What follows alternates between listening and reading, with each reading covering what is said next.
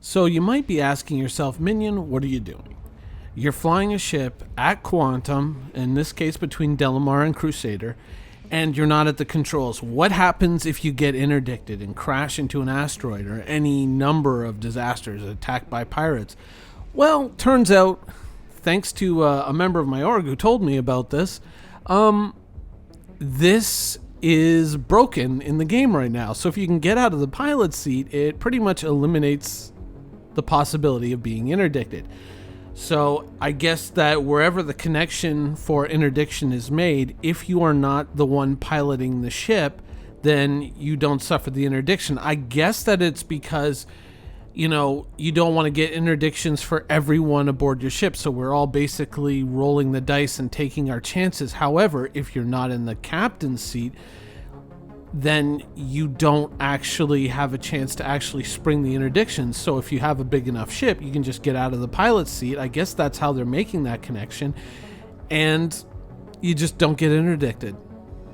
So, this is me experimenting with this. And I'm just kind of messing around in my ship and just dicking around. And it's totally safe. I mean, I've done it once, but the one time I did it, it was totally safe. So something to experiment with. Now, obviously, this is probably going to be something that CIG is going to try to rein in, probably sooner rather than later, though, because of, the way I've kind of expressed my theory as to how this works, it may not be something that they can fix right away, because if interdiction is really linked to being in the pilot seat, and the only way to eliminate the possibility of being interdicted for every single person on your ship is to basically make it that you have to be in the pilot seat to be interdicted. If they were to flip it the other way, that would mean everybody on your ship would be generating an interdiction. So that may not be, an outcome that they want. And so this may be a viable workaround for the time being until we get to a point where CIG basically says, you know what, we've got the whole working system now, and we can bring it in. So if you've got a ship that you can get out of the pilot seat, even a small ship like an Aurora, I guess this would work, or like a 300. Fighters, unfortunately, but they do have their broken canopies again, but unfortunately will not have this capability unless you can figure out how to kind of Teen Wolf surf on the roof of your fighter through Quantum. You're kind of left out in the cold. But for all larger ships, this is a great way to just eliminate interdiction as a thing altogether, which frankly I would guess that they're doing it for testing, but it was being just over applied to a ridiculous level. So I fully endorse, because I'm putting a video up of using this to skirt the responsibilities of the current system. Or not the responsibility, sorry, I misphrased that. I fully endorse this as a way to skip past all the negative side effects of the interdiction system. I wonder if this works with the Mantis, maybe something worth testing for somebody out there. Can't test it because I don't own one. Now, speaking of things that I own or don't own, recently I kind of came up with the question of, should I purchase a Pirate Gladius? And much to my dismay, I didn't even realize it until someone mentioned it in the comments. And once again, thank you for the comments, because I really do read them and use them. Someone told me that apparently the Pirate Gladius is actually not in the patch.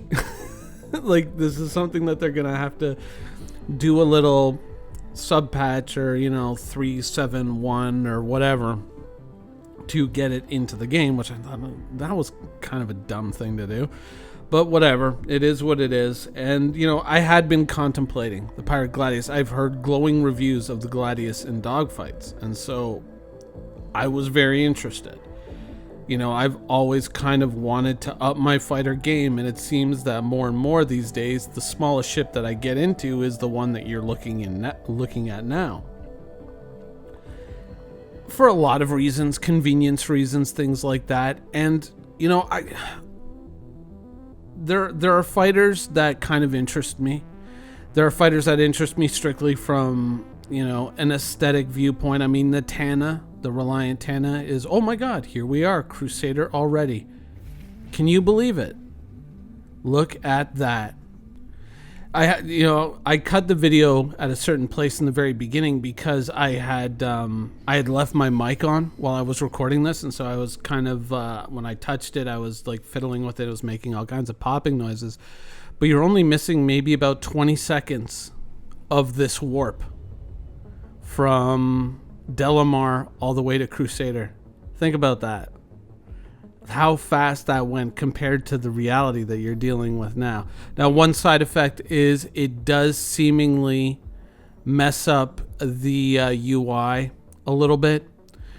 So weirdly enough, I'm getting sort of interdicted here in open space by Crusader Security Patrol, but since I have nothing illegal on the ship, I can just stop and go ahead and check, let them check, because it doesn't affect anything, and the last thing I need is crime stat that I don't want to have to get rid of when I'm trying to do other things. But yeah, it does seem to screw up the UI a little bit. So when I was trying to fly to Yella to get onwards to Grim Hex, the icons wouldn't pop up for me. So you're going to see me, as the video progresses, you're going to see me more or less eyeballing it to get to Yella, just because, the interface is all messed up, gacked up, whatever you want to call it. But yeah, I to get back to what I was saying, I've been looking at fighters, for a while, and there were fighters that interest me. I mentioned the Tana, of course, the Xeon Scout, the Kar-2-All, the Samtak Yai. Those were really cool looking fighters, and definitely, something of a curiosity, something of an interest there. But, I keep coming back to the point of looking at ships like the Drake Cutlass, and in the future things like the Star Runner and the Drake Corsair, and being faced with the day-to-day ins and outs of playing Star Citizen and the things that you have to deal with, all the variety of missions and the things that can complicate trying to use a fighter strictly. I mean, you can use a fighter strictly. You can go out and you can just do bounty missions, but wanting access to a much broader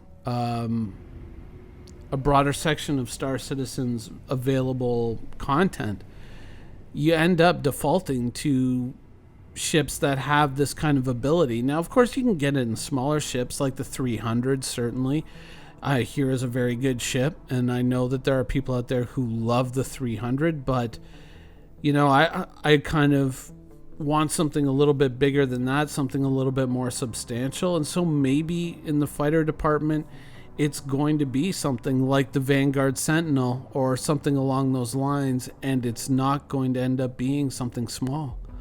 I have no doubt that once you get ships like the Kraken in game, or certainly, the 890 to a certain degree, a little bit, but that requires teamwork and, opportunity to use those fighters. I mean, you basically need a friend with an 890 jump who's willing to carry you around while you're doing your missions, that sort of thing. I think when we get to that point, people are going to start turning around and looking at smaller fighters again and going like, oh, okay, now you have a chance to kind of be what you're supposed to be and live your life. Whereas right now, it doesn't feel like there's a need to push for a fighter or to desire a fighter. I might still do it as something that I just kind of toss in the back of the hangar and just say one day, maybe, but I'm always kind of confronted, you have to accept the fact that, there's the fantasy and then there's the reality, and the reality of Star Citizen right now at this current stage is that it's very fighter unfriendly, and it's going to probably be a while before you really start to see that shift, unless you get to a point where you've got organized gameplay, like I said, with someone who owns an 890 jump and you can park it in the hangar, and that's fine, and the ship persists in that hangar and you can just log back in that ship, when you get to that point, maybe it'll start to turn around. But for right now, I mean, fighters are pretty much like the Herald. They're almost dead ships. But once again, that's just my opinion. I'm willing to entertain other opinions, but that's from my point of view, that's what I see right now. Anyways, yep, comments down below. I hope you guys enjoyed the video, and thanks for watching.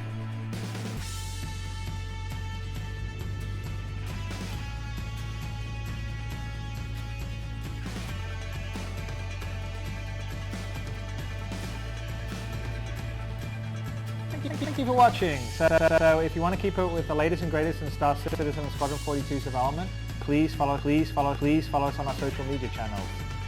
See you soon.